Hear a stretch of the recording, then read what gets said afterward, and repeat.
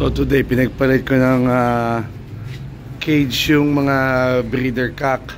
Dati dito yung mga hen. So ngayon nandiyan muna yung mga cock to give way sa mga hen para makapag sunbathing. Ayan o. Pwede ko naman silang alpasan. Lahat naman yung paamo sa akin, nauwi sa akin o.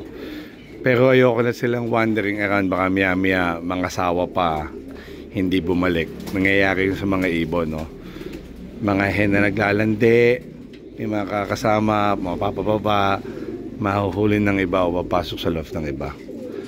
Yan.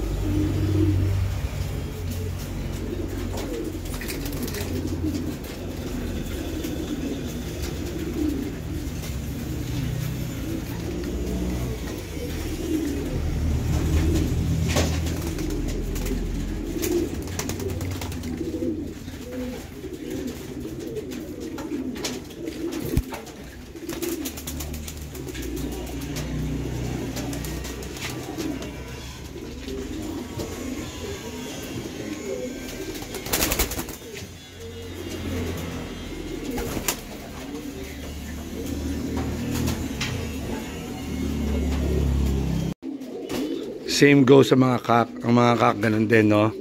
Pag iniinalpasan mo at naghahabol o namamares at may nakasabay na hen, tendency bababa din yan. Yan. So ina-avoid lang natin ang losses. Pero from time to time inaalpasan ko din sila.